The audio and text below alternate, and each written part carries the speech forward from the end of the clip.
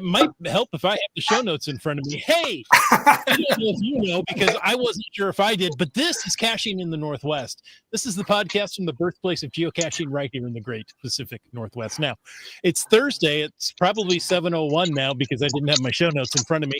And they call me the unprepared Chris of the Northwest. And we're going to talk about geocaches and geocachers from here and all around the globe. So while you're soaking in the summer sun, we'll be caching in the Northwest. Yes, indeedy. It's a hot summer season. It's upon us here. I'm Wits End. Good evening, everyone. I'm glad that you're here. And we're going to jump into talking about all that caching stuff that we love to do. But first, I'm going to talk about, well, let's see. No, I'll take it. I'll go a little farther. We're going to talk about the end of summer geocaching promotion. There was some debate here about whether it was the end of summer or not. We're just promoting the end of summer.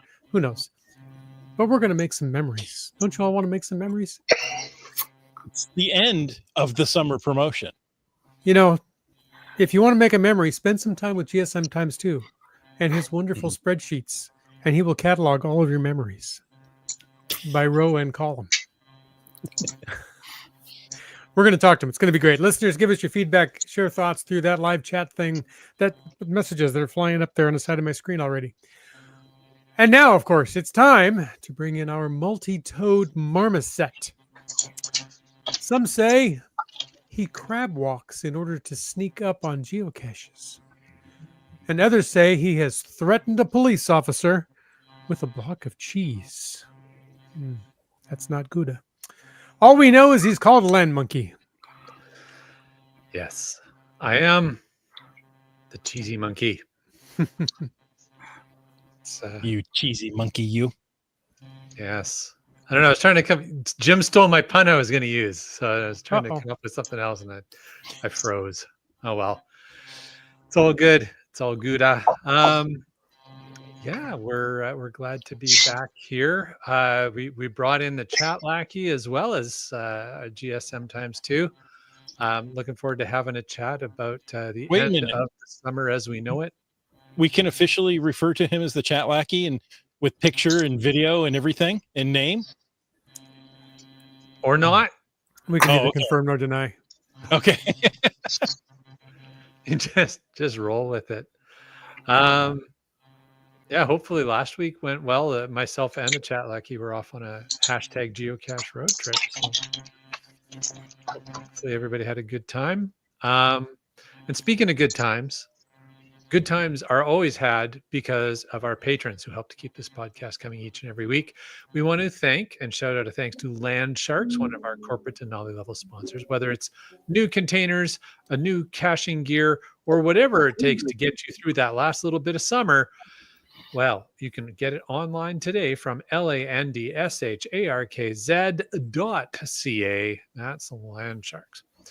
And, while you're trying to figure your way through the calendar to navigate to that next geocache to complete whatever challenge it is you're working on this summer, well, Cachly, that's your premier geocaching app for iOS. If you're not using Cachly and you're on an iPhone, I just don't know what to say anymore. It's just really disappointed with you.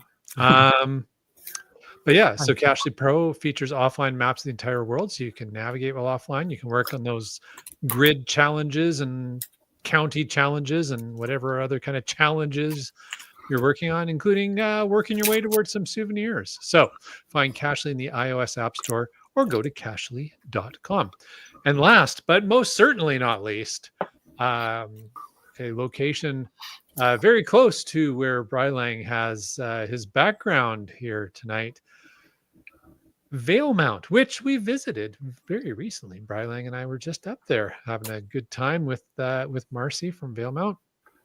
It is where every season offers its own unique adventure. We definitely saw evidence of not only snowmobile areas, but also the salmon are returning. So we got to see some salmon there. That was really cool. Anyhow, you know what else is returning? Valefest, the ultimate mountain mashup of bold flavors, craft beer, lively music, good vibes, featuring live music from, who's it from, Jim? 5 Alarm Funk. That's right. It's just so fun when you say it. Five Alarm Funk. There's Local Eats, BC Brews, and it's also Bike Fest weekend. So Saturday, September 13th, coming up fast. Canoe Mountain Rodeo Grounds. Dance, sip, savor, and send it on the trails. It's the party of the season. And there's that link. Thank you very much, Brian. So, folks, if you want to know more about supporting this show, like those awesome corporate patrons, but also just everybody who supports the show, well, click that Patreon link on the cachingandw.com website. Thank you very much. Hey, guys, I'm having connection problems tonight, so if I freeze and drop out, carry on without me. But Okay. it's time. GSM times 2. Do you know what time it is? It's time for the glow. And what is a glow? Wow. I like this Nailed guy. Can it. we have him on more often? I have to work it out of you guys, and he just offers it. I like you. A glow is the geocaching log of the week. So whether you read it or whether you wrote it, we want to hear about it because great logs simply make geocaching better. Now, you can send an email or a recording from that high-powered smartphone that you have to feedback@cachingandw.com. You can call into 253-693-TFTC and show us just how you glow. That's right. And this glow, well, I believe it was sent in by somebody that's sitting right below me on the screen there, Mr. GSM times 2 himself. Scott, do you want to intro it since you sent it in? I have no idea what it is. Well, the notes playing it like Jim tonight. I like it. Yeah, the notes here say, what's a glow? What's a cask? What's a cask? That's Cache across Southern California. Yeah. According to the notes here, there are 42 geocaches set in the 10 counties of Southern California to promote the Spring Fling Block Party. That was last year's, and this year we're just getting together to put together Cask 2026 in the early stages of that. All right. Well, this one, it's from Roadrunner, or just RR Roadrunner, but when I see 3 R's in a row, I figured you got to kind of roll them. It's Southern California after all, right? This was for Cask 2025, the cache named Master and Commander. It's GCB12Q0. And it's from, so Roadrunner says, well, now, I just loved this. One of my favorite things about geocaching is finding new areas to explore and then getting to explore with a purpose. Today, I was out hunting for Ventura County cask caches with Curly Q, and we came across this one during golden hour. The light in the sky was gorgeous. It's not every day when we run across a 4-foot bird on the walkway during geocaching. All part of the adventure. Great design for this cache, which is tucked away nicely. I'm looking forward to exploring this area more. TFTC, I'm taking away happy memories with me about this geo adventure, and I'm leaving a favorite point. So, Like that. look at that. He intros it, he contributes it, gives us the background all about the events and the upcoming events. And it was even my cache. He deploys the cache. All inclusive. Okay. Full service guest tonight. Well, it's nice when when you put all the effort into putting some caches out and you get nice logs like that where somebody's just sharing a little bit about their experience and what they enjoyed. Sometimes it's at Scott, you own a lot of caches, right? Like hundreds. Yeah. So I imagine sometimes it's a lot of TFTCs, but it must be nice when you get a nice one. Especially from Roadrunner and Curly Q, who are 2 of my favorite local semi-local geocachers. I love it when I get to see them. Nice. Fantastic. Yep. You know what? Tell us a little bit about the block party. Or not the block party. I'm sorry. The Spring Fling. Well, Spring Fling Since was last year. We're probably not having it this year. Oh, okay. So not going to talk about Spring Fling. Oh, never mind. Okay. I could I talk thought- about the San All right. Well, it's Diego. been a great show. Be happy to talk about about Signals Island, which is a block party down in San Diego, October 4th, and should be a great time. We got a great crew putting it together. We've been working on it a long time, and everything is coming together smoothly. For information about it, you want to go to signals-island-com, and that'll take you to our website. And at our website, you can register, please, and also either pick up the $20. You can register for free. You can register for $20 and pick up a couple of little items. You can register for $50, and that's our maximum level. So, and we are going to close down the shop pretty quickly because we're down to 11 path tags. And when we're done, we can't sell any more of the packages, but you still can go online and order some a la carte items. There you go. CRS98 says he's about 70% likely coming to Signals Island event. I don't know if that means only 70% of him is going to make it there, or if that's like a confidence level, but I guess we'll find out. Looking forward to it. It's going to be a week of good activities. We have activities on Tuesday, Thursday, Friday, Saturday, the big event. On Sunday, we're going to have a CETO down by the Mexican border. So those people who want to walk over to Mexico and pick up another country or perhaps another state of Mexico, they can do that. And then in the afternoon, Anastasia Greenleaf 2006. Oh my God, what a creative person that is. And she's going to be putting on an event in which you can make various items and to take home, and it should be a lot of fun. Going to be really different than most of your geocaching events. Hey Scott, I have a geography question for you. Yes. So you said get another state in Mexico. So if folks maybe regularly go down to Yuma for the event there and cross the border, is that a different state in Mexico than you would get to from San Diego? Yes, and the one in San Diego is, I believe, Tijuana, but I don't know. Somebody has to look at that. Okay, no, just curious. Because you had said get a different state in Mexico. In the research department looking that up right now. Baja California is the state south of San Diego. Okay. Sonora or Chihuahua is I don't know how far over Yuma is, but okay. Yeah. A lot of people don't realize that the full country name is the United States of Mexico, Los Estados Unidos de Mexico. But there you go. There you go. But yeah, if you want your geography lesson, there's the states of Mexico. Very helpful. So. Yep, and I think it would be Chihuahua. Chihuahua. That's south of Yuma. Or Chihuahua if you're a complete gringo.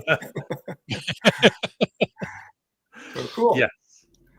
Anyways, thanks for letting me mention that because it's very exciting. We got, like I said, Flagman, one of your Patreon, or one of is the main organizer of it, and he's assembled a good team, and proud to be part of that team. Well, should we have him on in a month or so to give us all the details of what's going on? You should probably probably have him on pretty quickly because, like I said, we're going to be closing down the store. And you're right. But, yeah, so maybe next week we can get him on. I think we might be booked up for the next couple of weeks, Chris. But we are. Okay. Very good. But no, that's good. So yeah, very interesting. Thanks for sharing a little bit, Scott, about that event. I mean, we've heard you mention the event in the chat before, so we kind of knew it existed, but to get a little more intel about what it is and what to expect is always helpful. Yep. I hope you have a great turnout for it. We have 365 registered people 265 registered people. Okay. A lot of will attends, and I think we're going to have a great turnout. Fantastico. That's Spanish for fantastico. Muy bien. Thank you. Actually, I think fantastico is Italian, but that's okay. It's so international here. I can't keep up. Yeah. If you Yes, There you right. go. If you speak multiple languages, you're a polyglot. If you speak one language, you're American. Very true. Oh dear. Okay. All right. But that wasn't the topic Hey. for tonight. Uh-oh. I'm Somebody, having connection issues. So oh, okay. Oh. We can still hear you so far. You yeah, we can hear you, Chris. well, sorry for talking over you. I didn't I like I say, I'm having connection issues of some type. Try to I don't steer know us back exactly on what track, it will is. you? But hey, if you want to get into tonight's chat, and we know you do because you would rather type than hear me talk over my co-host, go ahead and use the hashtag summer in the chat. And of course, you can bring up anything you want in the after show with that hashtag FATAS. Brylang, bring us into the first bit of news. Who, me? Wake up, Brylang. You shared this Okay. one with you shared this one with a few of us up here in our group chat, and it was very handy information. Right. So the Going Ape 2025 event that happened, what was that, 2 weeks ago now? Something like that. They told us in a announcement after the event that the souvenir will be awarded by HQ when it was ready. Well, that didn't happen. So there's a bunch of steps to follow.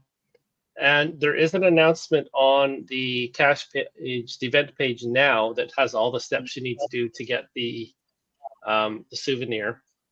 But basically, you have to go and edit your log, scroll to the bottom, and just click update log, and that will award the souvenir.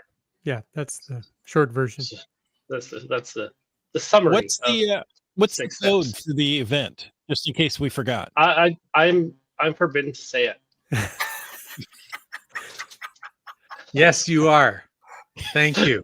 I used it too many times in the last week, so We're done with that. we're done with that. And here I thought we'd never It's- have another reason to list GCOAJ. I don't know. See, I didn't say it. But there's another GC code that I'm not allowed to say either. So Yeah, that's right. Or they're, it'll be a they're shorter piling up podcast. here. There are many restrictions placed on our chat, Lucky. Well, you know what? We are more than halfway through 2025, which means that the time is running shorter for you to log GCA 2025. That's Where's 25, the locationless Yeah, cache. I forgot about it's- that one. A Canadian code, isn't it?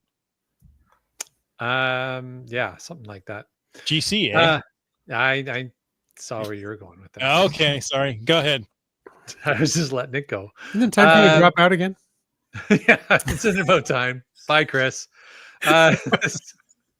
This special cache, this special locationless cache, which is a rarity for sure. It's active only through December 31st. So you got less than half a year now to find a 25 to take your photo with and log that. There's more than 26,000 geocachers have logged it so far, shared more than 32,000 photos of 25 sightings. Remember, if you want to get this posted, it has to be a photo of either yourself or a identifiable personal item next to an already existing 25. So you got to find something fairly static, like a 25 mile an hour speed sign, which I think a lot of people have done. Scott's saying, no, come on, be more original than that. I agree, Scott. Look for a store that has 25 years of serving you in this community. There you go. Look for Well, the it can 25th be parallel. part of another number, right? So it could be like the address is 1625 something. Exactly. Yeah, As Marlene says here in the chat, needs to be a permanent item, not a temporary sign at an event. Yeah, Not I two had a balloons, thought. a 2 and a 5. I had a thought when they first announced it that I'd go find an address of a business that was 2525. Yeah. And then I couldn't find any. Good idea at the time. Just go wandering around the neighborhoods for a house. It's 25. 5-cent dollar store systems to Texas Dave. And just for information, at Signals Island, if you want to hop on over and take a picture with a frog cutout in front of a 25 that is permanent, you'll have a chance to do that and actually pick up an Adventure Lab location in the process. There we go. So what is that permanent 25? Can you share? It's an address. It's not okay. That's clever though. Whoever came up with Yep. that's pretty sneaky. I like it. Yep. I just have to interject one thing about the ape event souvenir. We've heard from a lackey that everyone should have the souvenir now. Oh, okay. So I guess we don't need to follow those steps. So just Indeed. disregard that. Okay, well, that's good. But thank you very much, JT Coffee, for that update. I am sure there was lots of messaging to HQ about that. I'm sure. Awesome. Very good. All right. Well, that's everything I got for 25s. Should we wait till 25 minutes into the episode and do it all over again? Well, yeah, it was just about there. So, Because, about that time, my computer will crash again and I'll have to start over. So let's chat for a minute about the summer promotion, Making Memories. If you remember, and I hope you do because it's just been a couple of days since it's ended, this was all about adding pages to Signal's scrapbook of 25 years of geocaching. And we brought in the best person we could think of, ESM times 2, because of his great spreadsheets that he's been keeping us up to date on. so I thought you were just saying he's just the best person we could think of, period. Regardless Yeah. of the spreadsheet.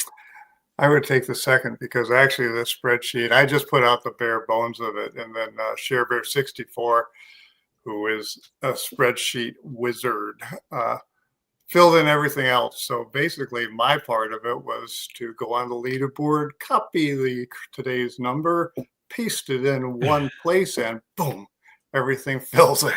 So Do it with style. that's an amazing product on her part. So yeah, so got out there and started on day one, and right away on day one we are behind. We had to average about 900,000 a day to get 25 million in 28 days. And day one, we're behind. Day two, we're behind. Day three, we're behind. But here comes the weekend, and the weekend is the weekend that's going to be the Midwest Geobash, where they are going to have hundreds of people and hundreds of geocaches and a lot of adventure labs and so forth. And on that day, that was the day that we finally got over 900,000 and did it for 2 days for both, let's see, I believe it was Friday and Saturday. And then we fell back into behind.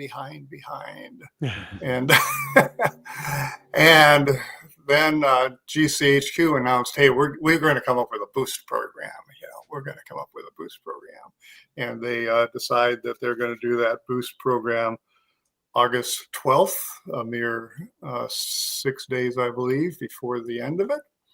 And the boost program was rather interesting in that they took if you took the DT rating, added the D and the T together, and then multiplied it by 2, and then added that to whatever the geocache was worth, that would be the number of pages. So let's say we had our just basic 1.5 geocache, which on Monday was worth 1 point.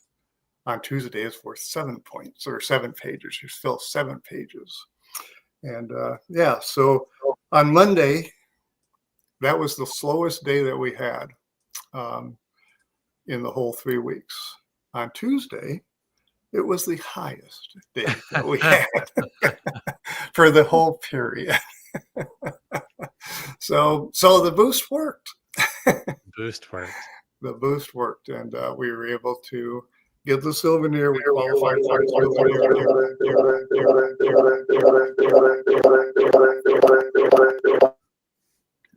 Is that me? Nope. Okay. qualified on Saturday, and suddenly we had all gained a souvenir. So thank you for the boost, and we made it. Yeah, well done. Well, and is this, Cash Crikey has made note of the a little in response to the audio there, Scott. That obviously threw you for a loop, and you handled it very professionally there, Scott. But for anybody listening to the audio or watching live, Chris in the Northwest has been having some computer issues tonight, and he decided to mess with Scott for a moment there. Absolutely. I'd take it personally if I were you. You really should take it personally, Scott. I'm not much of a actually public speaker. In fact, I was on a roll and it sounded good. You're doing great. Yeah. All together, brief and all that stuff. Chris is a saboteur. Yeah. So the boost did its thing, I guess. Boost did its thing, and we made it. What I find interesting is this is the third time that they've had a community effort to do something. If you remember, we were supposed to fuel the aliens' rockets, and yes, and they had to extend that. They got to extend their trip a little bit longer and stay in the world, and because they really enjoyed it a lot. The most interesting one was when we were going to break the 1-day record.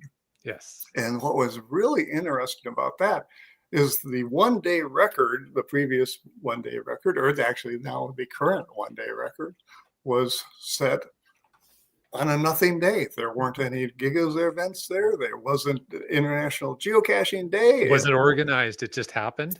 It just happened. I mean, it wasn't even Earth Cache Day. So, it just happened, and they said, "Hey, we're going to break that," and I was fairly confident that we would break it, and we didn't. Didn't really even come close. But yeah, it was surprising, wasn't it? With all the preparation and promotion and everything, you would have thought that, we would have got closer. It was odd. Yeah, it was a little peculiar. So, anyways, but of course, we did get the souvenir. So, yes. Which I actually, as a business decision, do understand. They make up their coins, they make up all these things. Nobody wants to buy a coin for something they didn't get a souvenir for. Yeah. So I accept it. Makes sense, and you're right. I like the way you're framing it there, Scott. It is. And I think at the end of the day, we have to remind ourselves at times that while this is the game for us, it is a business for them, and there's almost 100 people working there, and they want to be able to be successful in their business, and they often are. But something like this, was the goal maybe a bit aggressive? Maybe yes, maybe no. Maybe just their methodology of counting towards the goal wasn't quite exactly what they needed. So so they did a boost, and away we go. And and we want them to stay in the business. I mean, you guys live up in the Pacific Northwest. How many tech companies have come and gone in 25 years? And geocaching, providing a game for us to play, is still here. That's a good point. We've actually talked to Brian Roth about the longevity of it as a tech business, and yeah, it's remarkable story, really. And it says a lot about, I think it says a lot about the people who work there. Obviously the leadership, but really about the staff and the team that works there. But it also says a lot about us, everybody watching this podcast, Scott, yourself, and everybody involved in planning Signals Island. Like, just the passion that people have for this is what keeps it going. And so, when we have a promotion like this, and there's going to be some folks like, oh, they rigged it so that at the last minute so we get it. Yeah, was it the boost? You know what? Was there a boost? Sure, there was. Mm-hmm. Did you get your souvenir? Yes, you did. So you're welcome, right? Right. Absolutely.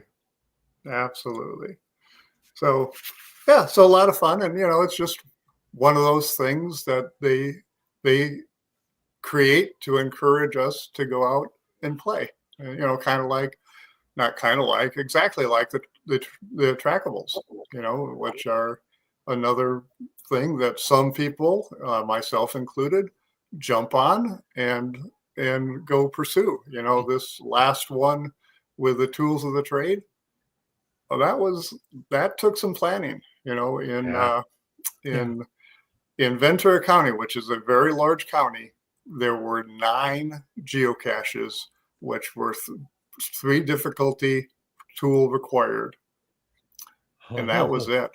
One for each Wow. planet. How perfect. Yeah. And I had found 3 of those, so I had 6 that I could go get. And Wow. I got it. You know, good. and that's the thing, right? So you're talking about the treasures, obviously, Yep, treasures, yes. and you know, it's funny. Like sometimes things just there's serendipity, right? Like so, Laura and I had planned that weekend. We were on Vancouver Island, and we had planned to do a whole bunch of caches that a tot was required for, and we were actually out with Rock Chalk and did them. And it was like, well, great, we're gonna get these treasures, no problem.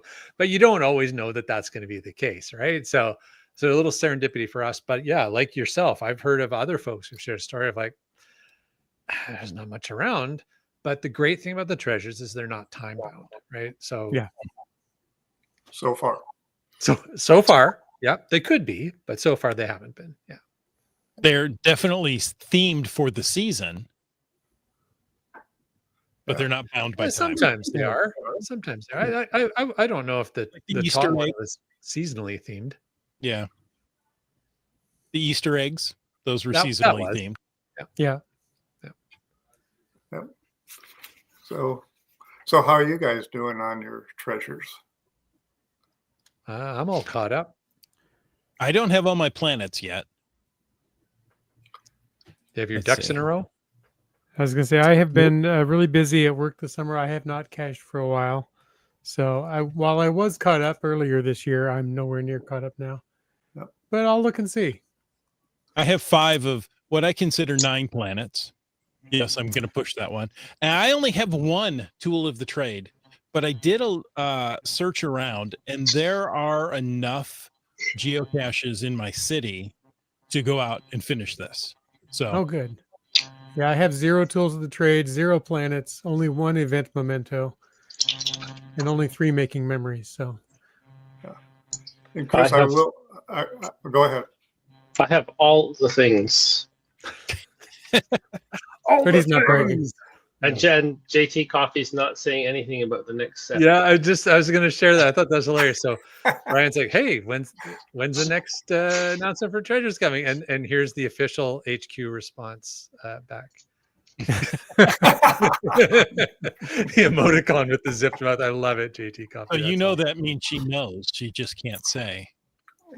So Or, now's the hey, you time know to what? apply the peer pressure. Yeah, yeah. That's awesome. I just love the response. Just the one emoticon says it all. And then Chris, I will share something. And I don't. Did you guys get the little survey they put out yesterday or the day before about treasures and how we liked some input on treasures? It probably did not go out to I everybody. saw it. I haven't filled it out yet. Yeah. Cool. But I saw it, but I haven't Chris, filled it out. one of the things to caution you about is if one of the geocaches qualifies for 2 different treasures, as far as I can tell, talking to friends, you're going to get one, and it's kind of random which one you It is. get. It is random. It is absolutely random. They, in one of the posts where they announced the treasures, there was an FAQ section, and the question was, which one will I get? Or I thought I should get one, and I got the other, and the answer was, it's random. Yeah. It is So random. so- Interesting. You may need to log out of order if you find what you think you're going to get, but one qualifies for both, and one only qualifies for one collection. Do the one that qualifies for one first, and then the other. When I was with only So you 6 really of have to them that I plan could ahead. get. Mhm. We went out and we were targeting treasures, and we made sure that we got the making memories treasures before we went to the tools of the trade. Right. It's interesting. I'm looking through the chat at what some of the folks are sharing. So Kitty Quest says, I also have them all, but I can clearly see how these sets would be much harder for some rather than others, depending on where you live. And here's a perfect example from Cash Crikey. I'm still working on most of them due to me living in the Australian countryside. So I imagine, yeah, if you're Wet Coasters got 3 out of 6 of the tools of the trade. Star Cachers still working on the Easter eggs. So yeah, I think, depending, as you said, Scott, depending on what's around, can be Yeah. very challenging. To get tools of the trade in my area, I've got to travel quite a ways. So Oh my gosh. yeah. Yeah, you do. Yeah. But See, I'm a little surprised that the community has picked up on what the requirements and hidden caches to meet them. I've seen a little bit of that, but That not happened. as much That as I happened might up have here a thought. little bit. Yeah. Yeah, a little. Yeah. I know that one of the guys up here, one of the people up here, he had put out some NFC tag caches, Fun. and he decided that the NFC was a special tool, and so he added that I think that's attribute. legit. Yeah. And I think it's very legit. I mean, I guess it's stretching it a little bit if you put out a bison tube and say tot required because you might need tweezers. The way the geocaching community is very creative. Yes. Well, one of the treasures, is it one of the top treasures, tweezers? It is. I think you're right. Gotta pull them up again. So they were batteries, pencil, flashlight, tweezers, pliers, multi-tool, and a magnet. Yeah, Wow. it sounds like a pretty standard collection of tots. yeah. For some reason, 20-foot pole isn't on. I was that going to list. ask, but the reaching pole wasn't in there, eh? Yeah. But I guess JT Coffee didn't update that list. No. That's why there's no That's reaching why. pole in it. and the cache owner has to put the attribute in there. That's the catch. Yeah. And you can do that after it's been published. So Yeah, there's no reason you can't go and update it. Yeah, I think it Hopefully would be a little annoying if you go back and update the DT of the cache to Mhm. make it qualify. But if you had a cache that already had that DT, or if you just published a new one and you go back and you just add an attribute, it's probably not a big deal.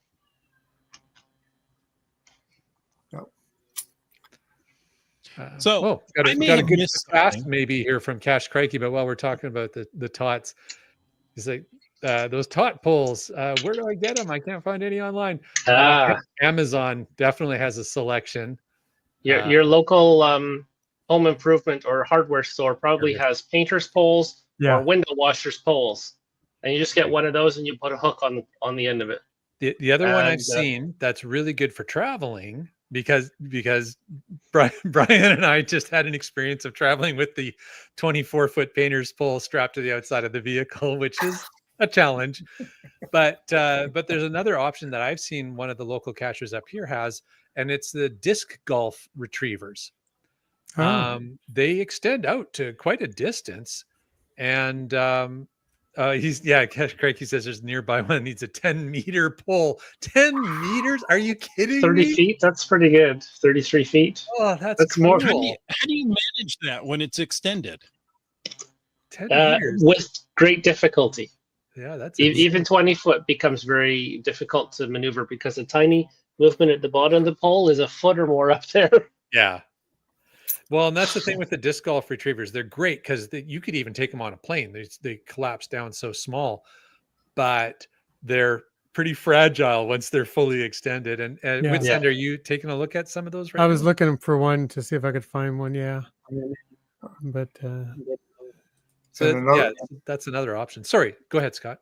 Yeah, and another option is a golf ball retriever.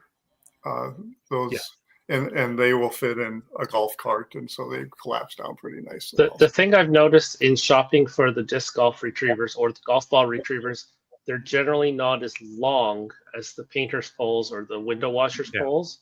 So if they are more than 20 feet, most of the golf disc or golf ball retrievers will not reach. Yeah, this one's at Walmart. It collapses down to 18 inches, but it only goes out to 16 feet only. Yeah. And the other catch with the disc golf ones, they do fit in a backpack. Yeah. But you may run into a persnickety airport security guard who says, "No, you can't bring that. That's a baton. That's a collapsible weapon. Right. It's just not allowed." Oh my gosh. So pack it in your checked bag and not your carry-on. Yeah. There you Some go. of these 30-foot poles are expensive. I'm seeing over $200. Oh, the some of- painter's poles and the window washer poles. Yeah, like they can be pricey for sure. So again, if you want to go for the bigger higher end models, they're pretty expensive.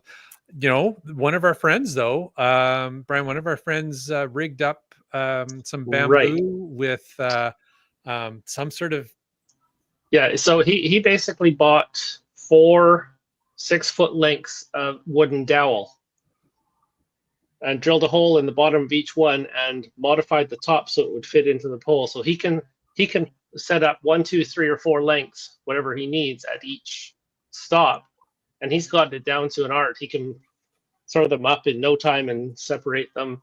And the only trouble we have is when part of it stays attached to the cache That's yeah. and the rest say of the that- pole is down on the ground. There are several of them here. I was looking at this one. It says 20 feet. Yeah, $100. Yeah, it can be expensive for sure. carbon fiber. Yeah. Geocaching is Carbon- free. yeah. Right? Exactly. Yeah, the carbon fiber or aluminum poles are generally lighter weight and easier to carry around. The max stick stainless is only 16 feet. It's half the price. So yeah, There you go. there Yeah, you go. 29.5 feet. That's close to your third to your. But 10 Well, meters when is you add good. it to your average 5 to 6 foot tall human, Yeah, this one's 9 that's meters. enough. That's enough. Yeah, it's $150, but yeah. Geocaching is free. geocaching's free. Exactly. Oh wow, that's awesome. And then you've got to get a hook on the end. That one had a nice suction cup ball that would. yeah, that was may or may kind of not- weird. Yeah, You got to lick every one of those. So. Exactly. Yeah. No That's thanks. fun after it's been on the floor of the car. Or after it's been attached to a geocache. yeah. This chat didn't go where you expected, did it, Scott? I was thinking, hey, have you guys seen the new flash tags? No, we haven't. So As he quickly changes the subject, maximize Scott on the screen so he can show us what he's talking about here. somebody has to Okay. do it. I can't right now. Can I do it? Let me see if I can figure out how to do that. Whoops. Nope. Oh, Hi. Hey, how you doing? There we go. there we go. I There we go. did it. So I'm going to show. This is just my little path tag, and everybody knows about the path tags. They know what they look like. They know what they feel like. They got the little raised ridges on them. They got the hole in the top, and and you can get a lot of different colors. And they've been around for 15 years. People love the path tags. Yeah. In August last year, the people who make path tags started looking at something a little bit different, kind of put it on the back burner and didn't move forward until suddenly they were faced with 145% tariffs. And to keep themselves in business, they bought this off of the back, and this is a flash tag. Okay. Flash tags, things you'll notice, flash tags, they're made like the sheeting that they put on cars. Words. Wrap. Oh, like the vinyl. The wrapping. Yeah, the wrap on a car. Wrap on a Okay. car, they put that on there. They bring in heat. They heat it up, Mhm. and it sticks forever. And that's what a flash tag is. This is put on, heated up, and it lasts forever. So, Go ahead. Scott. Okay, here I'm gonna bring us back to our. There's everybody. So Oh my! well, yeah, we caught you, Chris. So Scott, with the flash tag, so you said it's like a heated vinyl that adheres to. So do you provide your own metal and you just order the vinyl? Nope, you order it through there, and I don't think it's vinyl. I think it's enamel is Oh, okay. actually. And no, you don't. You go ahead, you order it through them, and then they create them and make it. And kind of some interesting processes different. Of path tags are made in China. The process for people who've ordered path tags or not ordered path tags is you send in your design. Um, Frequently, people will hire somebody to make the design because they understand the colors and Right. what can work and what can't work, what is too big or what's too small, and so forth. They then send it over to China. The factory looks at it, creates a sample and sends it back to you for your approval. So already we're 2 weeks into this process, and now we're going to approve this. Then they go into production, and they take a little while. And I don't know, 2.5 to 3 months after you've submitted it, you're going to get your path tags. The flash tags are entirely different process. The flash tag, I took a picture, created it, put in my colors, and then put it on up there. And what you see is what you get. Once you say, this is what I want it to look like, it goes straight into production. The process for this, I got it in 3 weeks. Oh, wow. So yeah, so it's a lot faster, a lot easier, less expensive. I can tell you if I can find it. Yeah. My The price per 88 units. price for 88 units was $155 initial first time, and then you can get an additional 88 for $100. So don't know what the current price are for path tags, but I will tell you, we ordered path tags for Signals Island. We ordered them on October 12th or October 2nd. We're expecting them to be shipped on September 12th. We're hoping that they're going to be shipped on September 12th. Wow. We've got our fingers crossed. Those who are inclined are praying. We really want to make sure that we get those. You said October. That's like almost a year ago. Or did you I'm mean sorry. August? We ordered them in August, Okay. and we're expecting them in September. Okay. September 12th. That's a pretty tight turnaround for Yeah. that kind of volume. And that's estimated. A week ago when I went on here, our production time was going to be 1 week and 1 day. Today it's 1 week and 6 days. Yeah. So it's not being produced yet. On the other hand, I ordered my flash tags on August 8th, and they shipped on August 14th, and I got them a few days ago. So the turnaround time is fast because they're made actually in the garage in path tags in their garage in Ada, Michigan. Okay. Yeah. So they're made in the States and shipped out. From what I understand, they're actually printing the enamel onto the discs. Yeah. So it's much higher resolution than you got with path tags. There's no dye that expires after a period of time. Right. And there's unlimited colors. If you wanted to do a gradient from yellow to blue with green in the middle, you could do that entire gradient. Okay. So Because it's basically like using a color printer. yeah. Effectively. Okay. Yeah. Interesting. So this is a new option. So Skyhawker? Yeah, Skyhawker was commenting earlier that these are, and I think you said this earlier, Scott, but maybe people missed it. This is from pathtags.com, right? Like this is Yes. Yeah. This is from pathtags.com, and to emphasize, this is an additional product from PathTag or pathtags.com.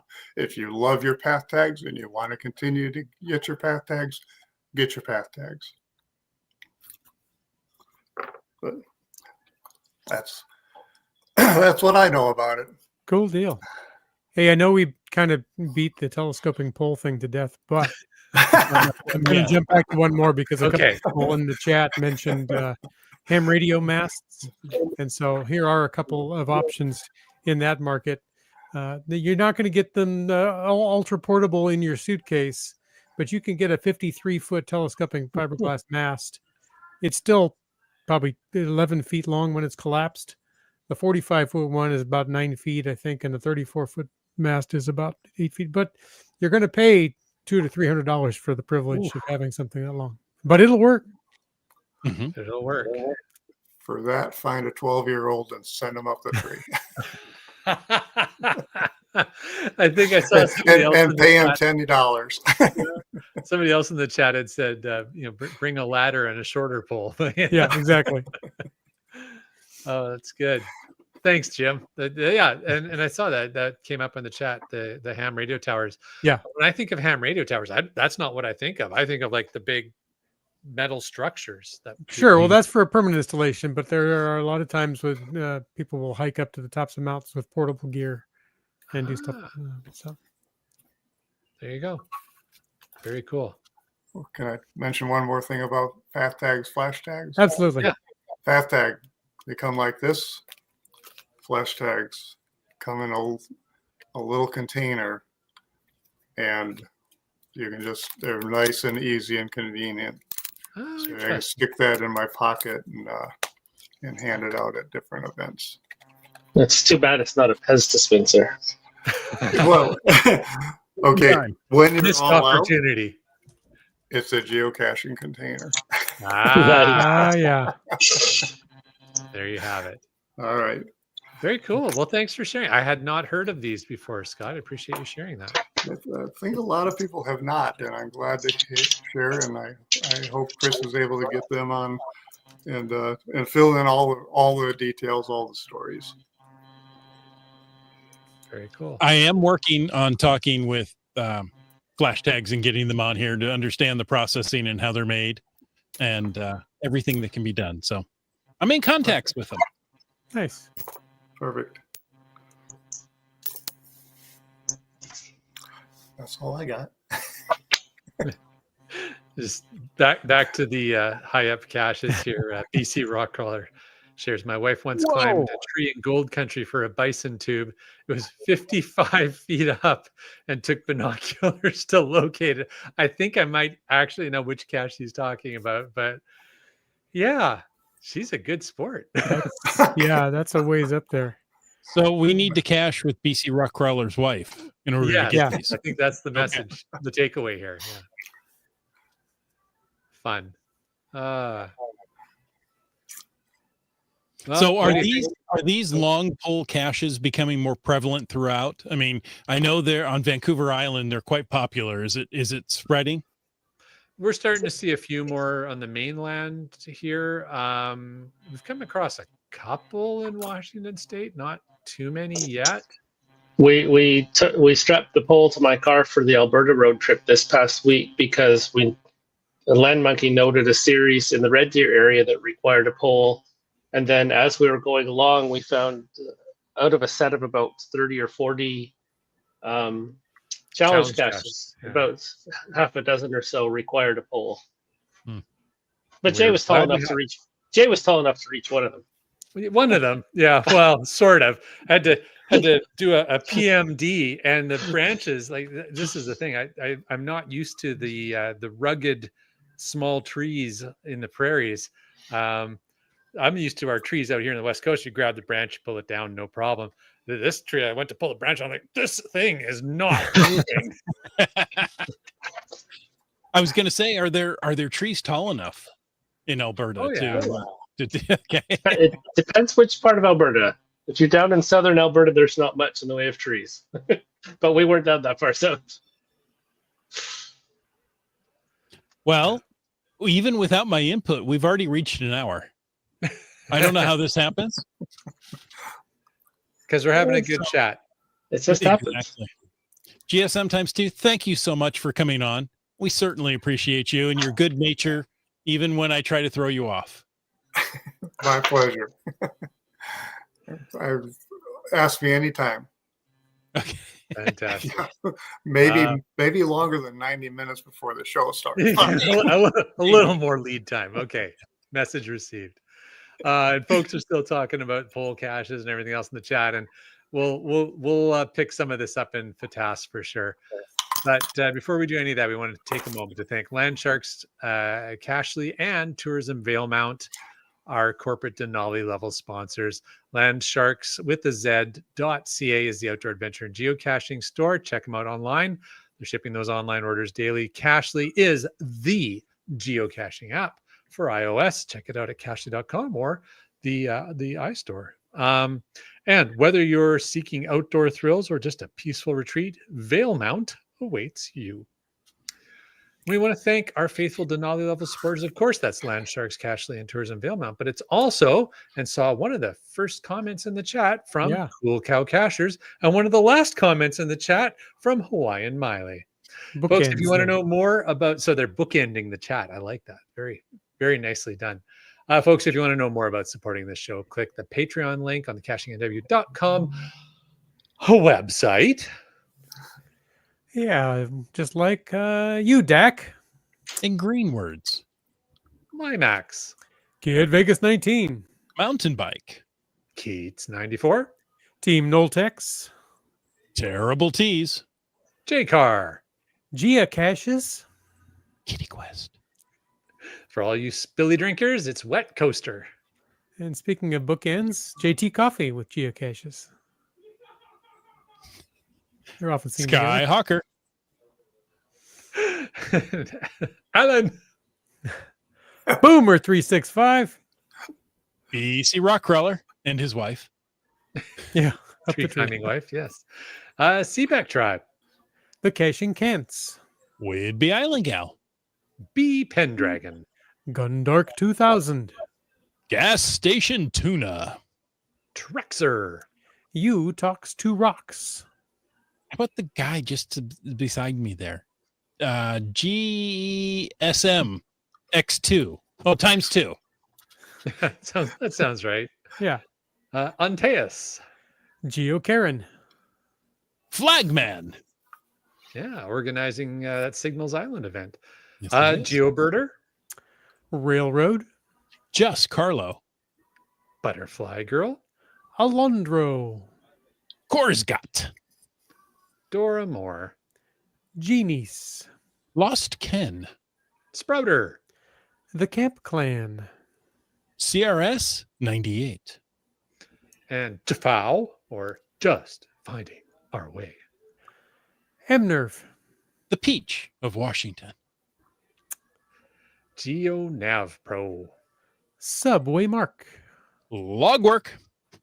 And Ackerdock. Ackerdock.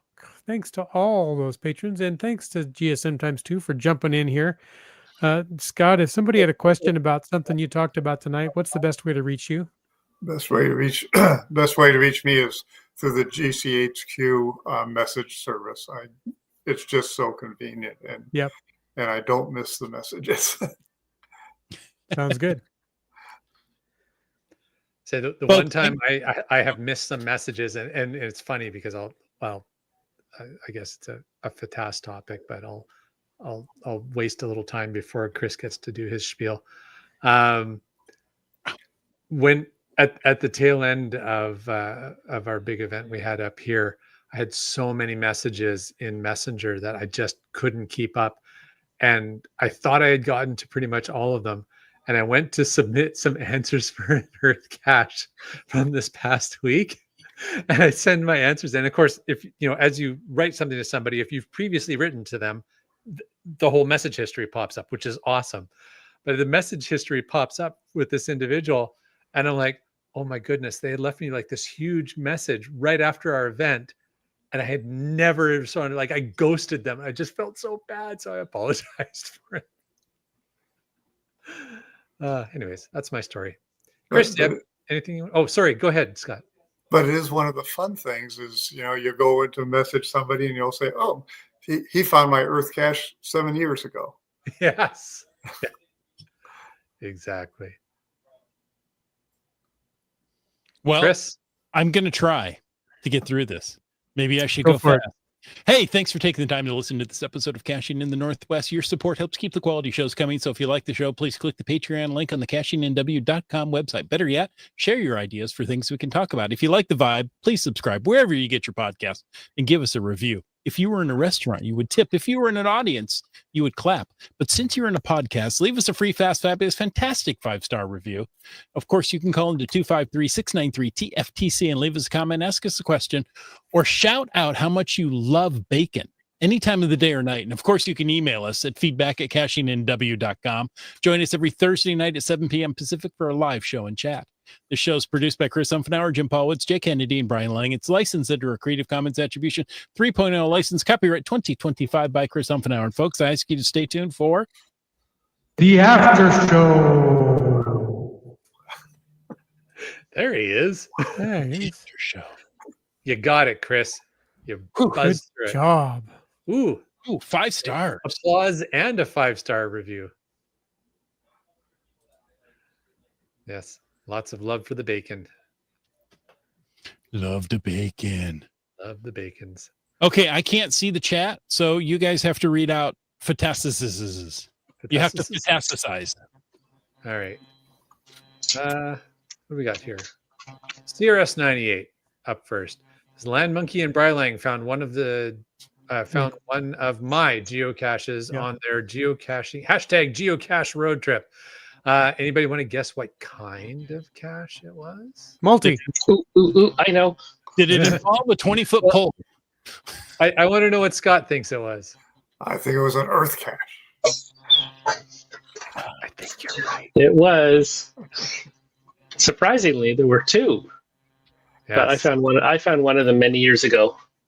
And I got to say, CRS98, fantastico, great Earth cache. Enjoyed it very much, or both of them, yes, as Brylang says. But Given all that math, so it was what was fun on this road trip is that every Earth cache, we did a lot of Earth caches on this road trip because we were going through the national park system in the Rockies, and every Earth cache was a group effort. It was a lot of fun because Acadian Pie, Brylang, and myself, we'd go through the questions and we'd discuss our observations and be like, okay. And what was really fun is that Acadian Pie is I guess not botanist, but biologist. So she would often have really interesting perspectives on things that, amateur geologists like myself would like, oh, I hadn't thought about that. So it was a lot of fun talking about some of these different things. All right. So there's the story. Yeah. What else? Okay, so the next one is this one. Wow. All right. So Wet Coaster and Greenwords have attended 3 block parties this summer, all in Canada. Nice. All in one weekend, right? Oh, I think we had 2 in That the same would weekend. be impossible. Yeah, there were 2 this past Saturday, one in Alberta, one in Ontario. So you couldn't have attended both of those. That would be a challenge for sure. You'd have to have a private jet.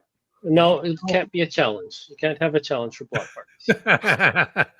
what? There's not enough of them. Who wants So to take Seaback this? Tribe.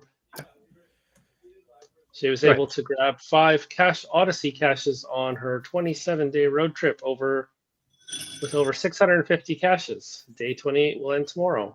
Wow. Good for you. It's quite the epic trip. Yeah, that's awesome. Those Anybody Cache want- Odyssey ones, I understand, are generally pretty good caches, but they're pretty spread out. I was going to say, anybody want to define what a Cache Odyssey cache is? I am not aware of that one. I don't know too much about them. I know it's a series that has been put out across the U.S., I think. Well, perhaps Seaback Tribe needs to come on as a guest and talk about them someday. Yeah, or somebody does. There we go. Future episode right there. Right there. There you go. Well, they're all over Cache Odyssey.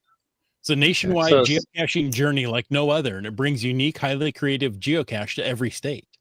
Oh, Yeah. So there's And 50.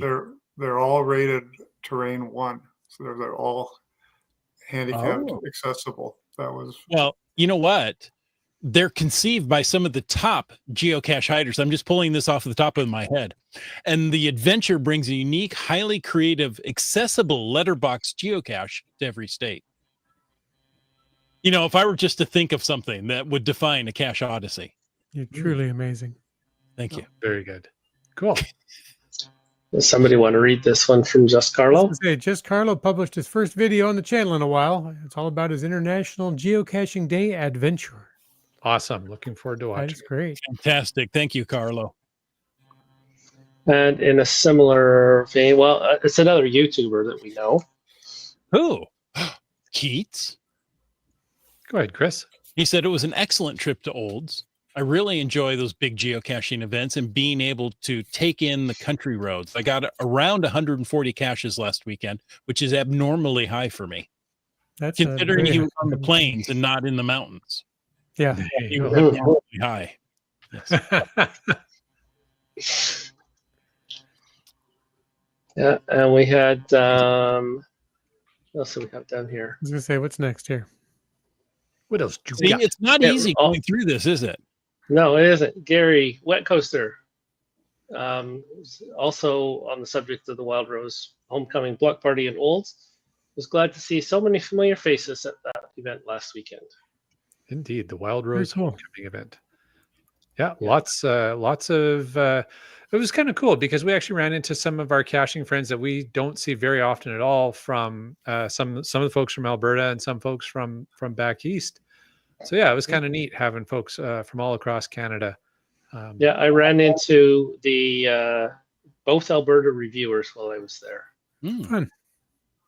Insurance will Very cover any damages, though, right? Yeah. From running into them. Yeah. Okay. We have one here from Cash Crikey. Okay, I'll take this one. Cash Crikey says, I'm looking at making a night cache on a hike in Australia. Would you guys have any tips for me? Just wondering, is this what this tag is for? I'm not sure. Laugh out loud. If not, sorry. It's not what those tags are for. But you know what? Excellent show topic. I'll take some notes here and we will plan, not in the next couple of weeks because they're booked, but we will look for a show on creating night caches soon. So stay tuned. We look forward to talking about that. And I'm sure lots of folks in the chat would have advice for you as well, Cash Crikey, if you don't want to wait for that. But what you're looking for are any kind of reflective tags, I guess is the term. But what are those called? The little night eyes. Fire tax? Fire tax. Yeah. That's the brand name. Fire tax or Night Eyes I've seen as a brand name for Yeah. them as well. But yeah, it's any kind of small reflectors. I've seen people be really creative and use like the reflectors off of bicycles as well. Yeah. Anything that reflects light will work for sure. And this is an opportunity for our fabulous listeners to send in their favorite night cache that they've experienced. And then we can make that into a show and help Cash Crikey come out with the best night cache that's ever been developed. Ooh, JT Coffee. That's a great Halloween topic. There you Yes. go. Good idea. Geocaches. I think that's the 3 light bulbs to say good idea. Or just use 3 light bulbs in your Or night just, yeah. A lot of wire and 3 light bulbs. Yeah, There you go. Now you don't Maybe need I'll the wire. schedule that one for Halloween. That's a great idea. Yeah. There you go. So now you've got time to send in your favorite night cache to us. Skyhawker just got back from Iceland. Oldest cache, 361 miles round trip inland, half off road. Oh, wow. Nice. Nighthawker, we're That's gonna have to talk. No, Skyhawker, sorry, I'm on night caches. I'm sorry. Skyhawker, we're gonna have to talk because I'm gonna plan to go to Iceland next summer. So, Where we're going, we don't need roads. That's right. or at least halfway. Yeah. Where we're going, we don't need half the road. So, did he That would go be out quite the there trip. on the road and come back off road, or do you go there off road and then find the road to come back on? That's how. Bushwhack in, trail out. Exactly. And finally, IHAM wants to know if anyone is going to Port Orchard for the puzzle event on Saturday. Ooh, Mr. Carter. I am. I think one guy's going if his audio and video can hold out that Yes, Horse Shack. Yes. I wasn't moving my hand. I just have shaky video. long. And Cool Cow Cashers says they will also be there. Nice. So this is put on by Bounce Bounce and Goblin Dust, who've done the Star Wars events, you know, the big Halloween events in Bellevue. That building is no longer available, so they're moving now to Port Orchard to put on their big events. And this is the first one kicking off there. So, Cool. you know what? It may just start a whole new trend. Hopefully it will.